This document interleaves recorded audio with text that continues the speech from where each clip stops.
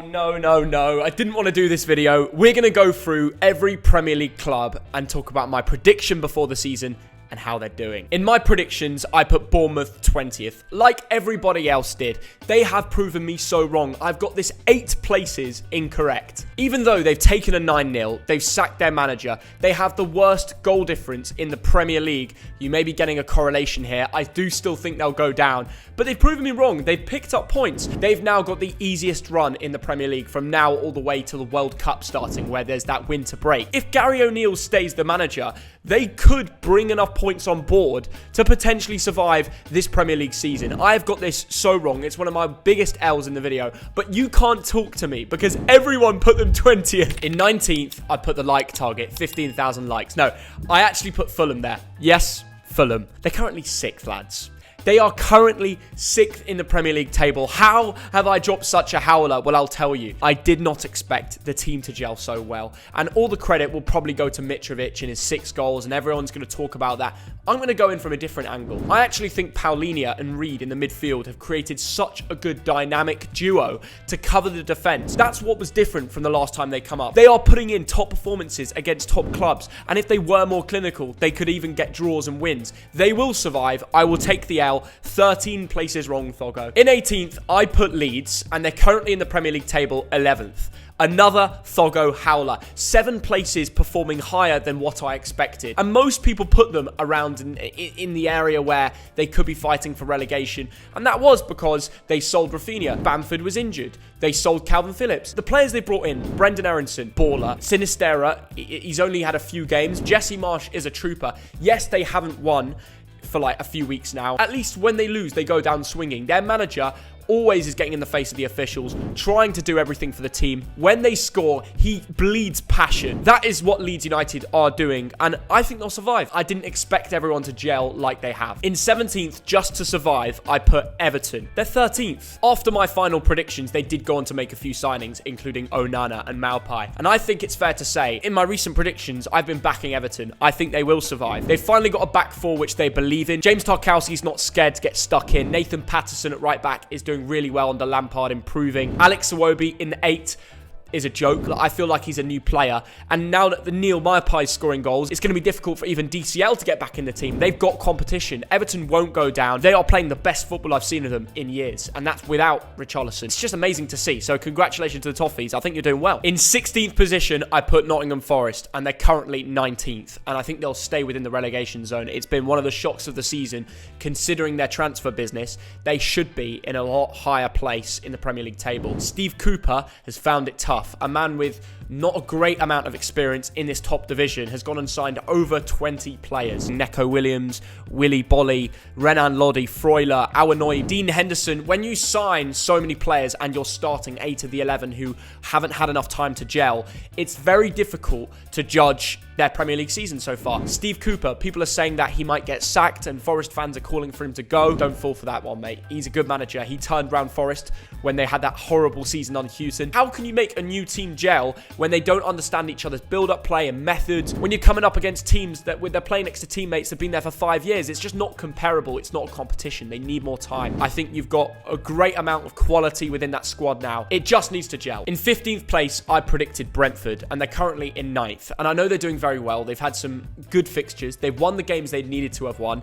Even Manchester United at the start of the season was excellent. If you looked at the odds at the start of the season, people put them to go down. Players like Aaron Hickey, who have come in and smashed it in that wing-back role. You've got Ivan Toney scoring goals for fun. And the way Thomas Frank runs that club, the morale, and I think if you ask any fan, they will say that they're very happy with the situation because it wasn't long ago where they're in League 2 with Griffin Park. I know how that club is run. It's proper. And I know they will always finish higher than what I predicted. Even players like Josh Da Silva have come in with some big moments this season, which is excellent. They'll definitely survive. I don't know about top 10, but good luck for it. Southampton. Now, finally, I have something positive to talk about. 14th place I predicted. 14th place, they currently sit in the Premier League table. The question is, do I think they will survive? And my answer is yes. I believe in Hasenhüttl. The Austrian manager has made some great signings like Romain Lavia, Gavin Bazunu, and Kotchap, who surprised everybody. He literally came from Bochum in the North Rhine region of Germany, and I saw a few of his performances in, I think even the Bundesliga 2 it was last year.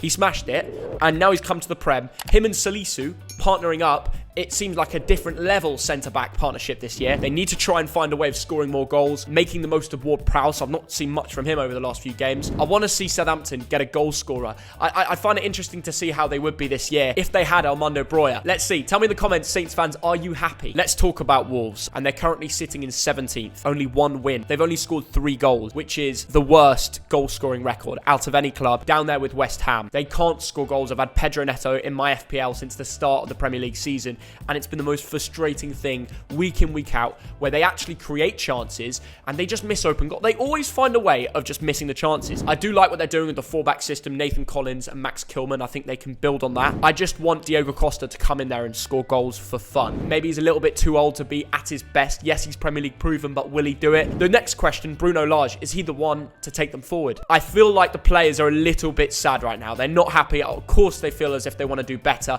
So maybe international break has come at the right time. Should they sack Bruno Lage? I'm saying no. They've made the transfers. They've spent the money. It's just not clicking yet. It's a similar situation to Forest. Obviously, the clubs are on different levels, but they just need time. Don't go and just sack the manager. In 12th place, I put Crystal Palace, which is actually 4 off where they are right now. They're in 16th. Of course, they're not going to be happy with that. They've had some very difficult fixtures. I was there on the first match against Arsenal. They lost. They didn't even have a proper pre-season. I have seen a lot of potential within Patrick Vieira's 11. Elise's back now. He was injured at the beginning. Zaha has still been scoring goals for fun. His link up with Eze has been spectacular this year. People are mentioning relegation and fighting. None of that will happen for Palace. No way. They have a great team. And actually, even in their difficult fixtures, they've shown glimpses of quality. And that will be turning into 3 points regularly in the easier matches which are coming. Brighton and Hove Albion. I feel as if I could be here all day talking about what this club has been through so far this Premier League season. They are 4th in the Premier League table. Yes, imagine that. Imagine I did my Prem predictions and I was telling myself in game week 9 that they are 4th in the Premier League table. I put them 11th, and I think they will drop off a little bit further. They'll still exceed expectations 100%, and they could be going on a European tour. But Graham Potter did such a wonderful job there to make himself the boss. He was the hierarchy. He was at the top. Everybody respected him and would play under him. And even though he wasn't a real passionate manager, he was quite a standard guy. But he had such good tactics, and everybody just respected the way he played. And I wasn't inside the dressing room, but it felt like everything was just going right. But when Chelsea come knocking and an opportunity as a manager to be running one of the biggest football clubs in the world, you have to say yes. But that's put the owner and the Brighton board in a very difficult situation where, of course, didn't want Potter to go, but they had no choice, and they've got to bring in a manager to replicate that duty. And do I think it will be as good? No, I think their form will drop off a little bit. And the hard games are approaching Liverpool, Tottenham and City in the next 5 matches. So with a new manager, I don't know if he's going to change around the tactics. Don't change something that isn't broken is what I would say. Let's see what happens for Brighton. But as things stand, they're going to the Champions League. Leicester City Football Club. Wow. My dad roasted me because I put them in 10th. My dad put them in 7th. They are in 20th place, bottom of the Premier League table. How many points are they on? 1 point. They've conceded 22 goals, second worst goal difference in the league. They have been embarrassing, and to go and concede 6 goals last out to Tottenham when we already knew there was a problem, 5 before that to Brighton. Brendan Rodgers is still not sacked. I don't know what is going on. Why is Danny Ward in goal? Look at Danny Ward's Wikipedia. He's only played for Morecambe. I'm sorry, it's embarrassing that the club allowed Schmeichel to go so near to the season. What's the club doing? I question the board. Why have they allowed so many key players to leave so near to the season and then not reinvested in that same position? What's happened to Wilfred Ndidi? Why is the morale so low of Jamie Vardy and Ndidi? Even James Maddison. Yes, he's scoring goals. They've conceded 11 goals in 180 minutes of football. That is worse than every other club. Maybe worse than some clubs combined. I mean, this is scandalous, and there needs to be change. Whether it's upstairs from the board, from the manager level, or from the players. We can't do that anymore. The transfer window's gone. They've wasted their opportunity. Try and cop a free agent of a goalkeeper, anyone that's possibly available, because anything is better than Danny Ward. I'm sorry, I'm sure he's a great bloke. Lots of change needed. I got this prediction completely wrong, but no one put Leicester 20th. Come on. Aston Villa now. I predicted them to finish 9th. They're actually currently in 15th, and there's a real problem at that club. Why was Douglas Luiz so close to leaving? Diego Carlos out injured, but they don't have centre-backs that are ready to go again. Personally, I think it's a low morale within the squad, and that does go down to Gerrard's fault, because Coutinho is not firing the same like he was previously. Ollie Watkins, Danny Ings, no one is scoring goals for fun like they had done in years before. You can't stand around thinking, oh, well, our best transfer signing has got a long-term injury, so we can't do a thing. No, you've got Tyrone Mings, you've got Ezri Konsa.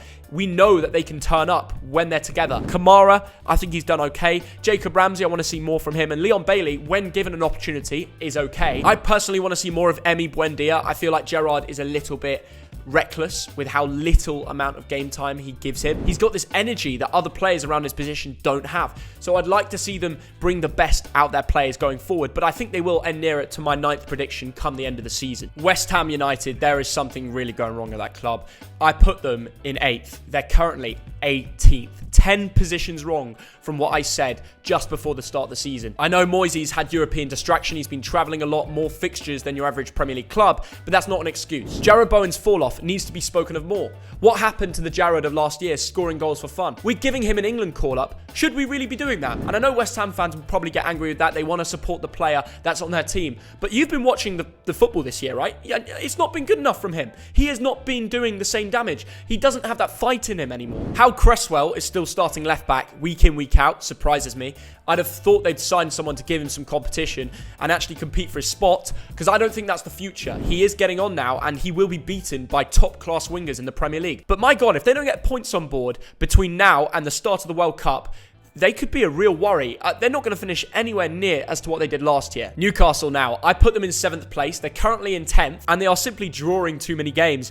They've only won 1, and they've only scored 8 goals. They have an answer to that problem with Alexander Isak, though. He scored 2 goals against Liverpool, one of them which was disallowed. But all I'll say is trust in Eddie Howe. You are currently in 10th. You have one of the easiest runs in the Premier League from now until the World Cup starting. Things will fall in favour of the Geordies, and you've got a great squad. Bruno Guimaraes, Joe Linton, Joe Willock in your midfield, Alexander Isak now has competition with Callum Wilson. St. Maximin, when he's fit and ready to go, you know, I know he's gone on international break, but this is a great squad, and you will be, by the end of the season, in a European position. Maybe Conference League, and that's what the Geordies want. They want to be on a European tour. 6th place, Arsenal. Yeah, I know. This is one of my biggest howlers. They are currently top of the Premier League, and some of the Gunners fans think they can win it. Their next run is very difficult. Actually, it's the hardest in the Premier League. They've got Tottenham, then Liverpool, Leeds, then a blank game week. From now until the World Cup, this is their biggest test. Is their team good enough to compete with the top 6 regularly? This is where City could go to first place over the next few weeks. But let's forget that for a second. They have won all the matches they should win. Gabriel Jesus has surprised me. Martinelli is a level above. Saliba and Gabriel have created a centre-back partnership that is just so perfect and exactly what they need. When games go on and you have fitness problems, injuries, people are out for all sorts of reasons, random game cancellations. We seem to have that every year in the Premier League. Arsenal will not win the Premier League, but what I will do is put my hands in the air and say they won't finish 6th either. They will be guaranteed top 4, maybe 3rd. Look, it's much better. It's a step in the right direction. Mikel Arteta, I remember it was a few years ago where Arsenal fans wanted him to go, and now he is smashing it. There is no question about it. Everything is going in the right direction for that club. Manchester United, I predicted 5th. They're currently in 5th. I got this one right so far. I'll probably get it wrong. They may even end higher. The style of football they're playing at the moment, the big games that they're winning against Liverpool and Arsenal, proving that they can do against the big teams. I think Erik ten Hag is a manager that has serious qualities. And I've not said this about Manchester United for years. He's the first manager that's made me believe that they can go into big games with confidence and quality. They've turned Rashford round. The only request I have from Ten Hag now is please turn around Luke Shaw. Make him the man. There is clear flaws to Malaysia's game. I think he's been very good, but he's no prime Luke Shaw. There's not been a manager as good as him since Sir Alex at that club. And I will stay by that. Not even Jose Mourinho. He will bring success, but it won't always go your way, United fans. This season will be a test. But once it all comes together, you will be a big bit. You'll finish regularly in the top 4. You have qualities above other top 6 teams. You can compete with the best. You've just got to be patient. Chelsea Football Club. We could be here all day. It's funny, last night I had a dream that Todd Bowley was in the seat behind me at a Chelsea match. I predicted them to finish 4th, and they're only in 7th. Everyone's coming out of this and thinking that they're having a terrible season. You are in 7th. You have actually picked up some decent results. I know there's been some howlers. Losing to Leeds, terrible. Dinamo Zagreb. One thing I'd like to remember is when a new owner comes in, they don't want to keep the ship sailing. They want to be the man that changed around that club and made the difference. So I always thought that Todd Boehly joined Chelsea and became the new owner of the club with the intention to sack Thomas Tuchel, even when they were doing well. International break, some easy fixtures coming up. I think they could be on a good route. However, it's not going to gel instantly, and that draw to Salzburg proved it's not going to be quick.